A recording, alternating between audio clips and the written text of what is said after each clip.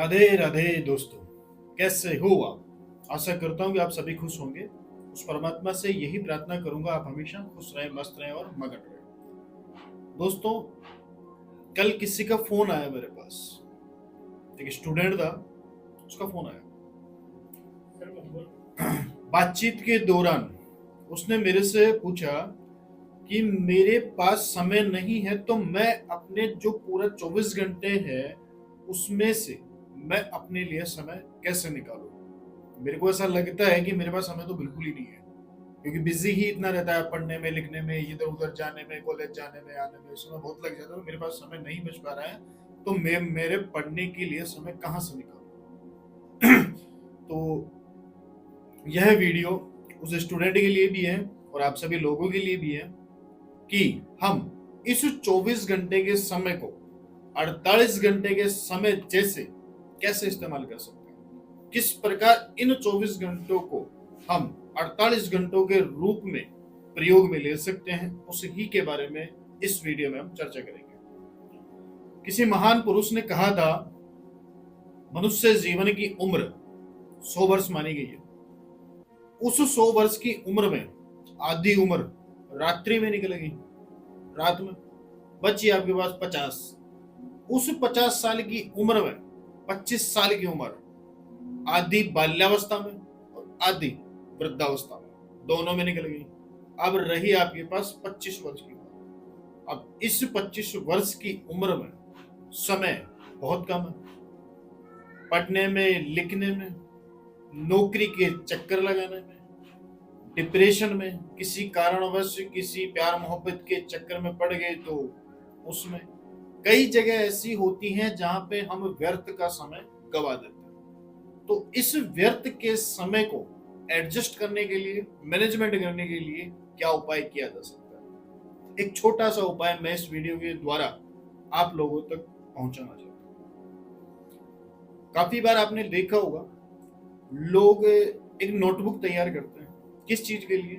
उनके धन के अपव्यय के बारे में, कि मेरा रोजाना कितना धन कहां कहां जा रहा है, किराए में कितना जा रहा है, आने जाने के खर्चे में कितना जा रहा है, गाड़ी के पेट्रोल में कितना जा रहा है, अगर रास्ते में कहीं चाय पी ली तो उसका खर्चा, सब चीजों का खर्चा एक नोटबुक में लिखते हैं। आदत होती है कई लोगों की, उससे मन पता चल जाता है कि अपना धन कहाँ पे ज्यादा वेस्ट हो रहा है, उस चीज को हम रोक कैसे सकते हैं। ठीक उसी ही प्रकार समय, इस समय की भी आप नोटबुक तैयार कर सकते हैं। एक हफ्ते तक 7 दिन का समय आपके पास होता है। एक दिन का समय कि आपने उस दिन में कितने घंटे सोने में बिताए, जागे तो अपने नित्य क्रम से जब तक आप निवृत्त हुए उसमें कितना समय लगा, नहाने धोने में, नाश्ता करने में कितना समय लगा, आप नाश्ता करने के पश्चात आप कॉलेज जाते हैं, ऑफिस जाते हैं, किसी भी कार्य पे जाते हैं, तो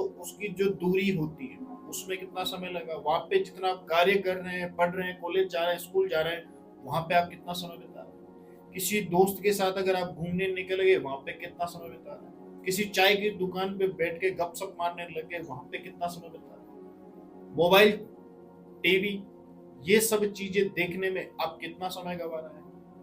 रात को खासतौर से लोगों की आदत होती है कि रात को 11 बजे, 12 बजे, 1 बजे तक जगने की, और वो जब जगते हैं तो कुछ एक लोग होते हैं जो उस समय को सही इस्तेमाल करते हैं कि अपने को कल क्या करना है।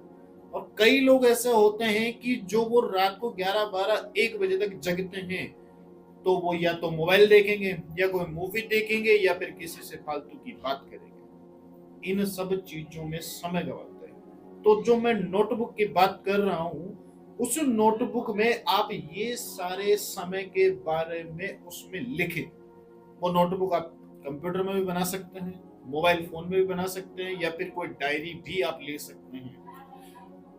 उन सब चीजों को, उन सब मिनटों को, उन सब घंटों को जैसे ही आप राइट डाउन करोगे कॉपी में, कंप्यूटर में, कहीं भी जहां आप कंफर्टेबल हो, आपको स्वयं पता चल जाएगा कि मेरा व्यर्थ समय कहां पे जा रहा है और मैं कहां से अपना समय निकाल सकता हूं। जैसे आप दोस्तों के पास बैठ के गपशप मारते हैं, चाय की दुकान पे बैठ के मारते हैं, या फिर उनके साथ घूमने जाते हैं जब मारते हैं, तो वो जो समय आपको खुद को एहसास होगा कि ये मेरा वेस्ट समय है, ये मेरा वो समय है जिस समय में मैं बहुत कुछ कर सकता हूँ, ये मैंने व्यर्थ गवा दिया। जैसे ही आप इस कार्य को 7 दिन तक करोगे ना, संडे का टाइम मिलेगा, उसमें कैलकुलेशन लगाओ कि अपन ने सोमवार से लेकर शनिवार तक अपना समय कहाँ कहाँ व्यतीत किया। जैसे ही वो मैनेजमेंट आपके सामने होगा, वो कैलकुलेशन आपके सामने होगा, अगले मंडे से ही आपको समय बचाने लग जाओगे। आपको खुद को ही एहसास हो जाएगा कि मैं समय व्यर्थ क्यों गवा रहा हूं। दूसरा तरीका, समय का सही सदुपयोग कैसे करें। सभी के पास 24 घंटे हैं, लेकिन इन 24 घंटों में से हम अगर सही इस्तेमाल कर लिए तो अपनी जिंदगी आगे बढ़ सकती है और एक अच्छे मकसद तक पहुंच सकती है। और अगर इस ही समय का हम गलत इस्तेमाल कर लिए तो धीरे धीरे धीरे निचले स्तर पर आप पहुंचते जाओगे, जहां से उठना बहुत ही मुश्किल हो जाएगा। और लास्ट में यही शब्द निकल के आएगा कि अब तो बहुत देर होगी, अब तो समय ही नहीं बचा, अब तो बहुत सारी जिम्मेदारियों में मैं उलझ गया, अब तो समय ही नहीं है। इस प्रकार समय का जो मैनेजमेंट है वो बिठाना, वो कैलकुलेट करना बहुत ही इंपॉर्टेंट होता है। जो समय आपके हाथ से गुजर गया वो वापस कभी लौट के नहीं आने वाला। समय सुई जो घूमती है चारों तरफ, उस ही प्रकार समय आपके हाथ से निकलता जाता है। जैसे कि एक एक सेकंड घूम घूम के वो ऊपर जाती है, फिर वापस घूम घूम के वापस सर्कल बनाती है, उसी ही प्रकार आपके हाथ से भी समय उस सेकंड वाली सुई की तरह जाता जा रहा है, जो कि व्यर्थ जाता जा रहा है। जो लोग ये समझते हैं कि अभी तो बहुत टाइम बाकी है, मैं बहुत कुछ कर सकता हूँ, उनके लिए कुछ भी नहीं है, टाइम बचा ही नहीं है। पहले के जमाने में क्या होता था, कोई घड़ी नहीं थी, मुर्गा जब वो बोलता था 4:30 बजे 5 बजे तब उठते थे, और उसके पश्चात जो दिनचर्या का जो कार्य होता था वो सब करते थे, और वो किसी कार्य में डिले भी नहीं होते थे, लेट भी नहीं होते थे। लेकिन आज जो ये घड़ी की सुविधा है, हर किसी के हाथ में घड़ी होती है, मोबाइल फोन होता है, टाइम देख लेते हैं तुरंत, आने में जाने में जैसे जैसे समय का परिवर्तन होता गया, वक्त बदलता गया, वैसे वैसे समय भी घटता गया, ऐसा लोगों का मानना है। पहले के समय में भी वही 24 घंटे हुआ करते थे, आज के समय में भी वही 24 घंटे इंसान के पास है। लेकिन आज ये समय कम क्यों लगता है? वो इसलिए लगता है क्योंकि हम हमारे समय को व्यर्थ के कामों में लगा देते हैं। आपने देखा होगा कि जब स्टूडेंट्स के एग्जाम्स आते हैं, बस में जाते हैं ना वो, तो अपने बुक के पन्ने पलट पलट के एक ही बार में याद करने की सोचता है। हालांकि उनकी मानसिकता सही है, क्योंकि वो जो आधे घंटे का 1 घंटे का जो ट्रेवल करते हैं कॉलेज तक पहुंचने तक, एग्जाम सेंटर तक पहुंचने तक, वहां उस समय का जो सही इस्तेमाल हो रहा है पढ़ने में, वो पढ़ने का सही इस्तेमाल है। लेकिन उसको निरंतर नहीं करते कोई भी।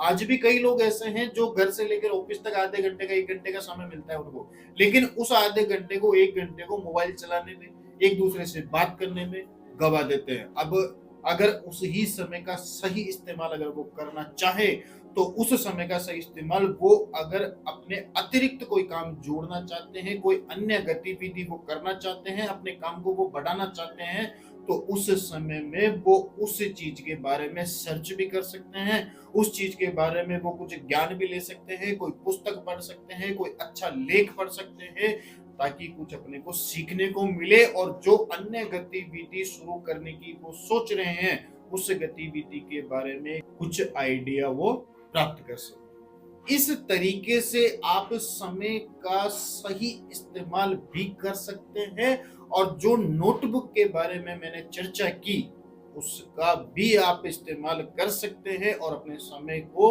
जो व्यर्थ जा रहा है वहां से निकाल के आप सही कामों में लगा सकते हैं। वो जो स्टूडेंट था जिसने मेरे को कल कॉल किया था, उसके लिए भी ये वीडियो बहुत महत्वपूर्ण है। हालांकि मैंने उसको कल ही समझा दिया था, अगर वो वापस इस वीडियो को देख रहा है तो बहुत अच्छे से इस चीज को वो समझेगा। अगर आपको भी लगता है कि अपने जीवन में कोई ना कोई ऐसी कोई समस्या है जिसका समाधान ढूंढ पाना बहुत ही मुश्किल होता है, किसी से शेयर कर पाना बहुत ही मुश्किल होता है, तो दोस्तों नीचे स्क्रीन पे जो नंबर दिए गए हैं इन पे आप कॉल करके हर एक बात शेयर कर सकते हैं, और जितनी भी मुझसे कोशिश हो सकेगी मैं आपकी उस समस्या का समाधान करने की पूर्ण रूप से कोशिश करूंगा। मिलते हैं अगले वीडियो में कुछ नया टॉपिक लेके, तब तक के लिए राधे राधे।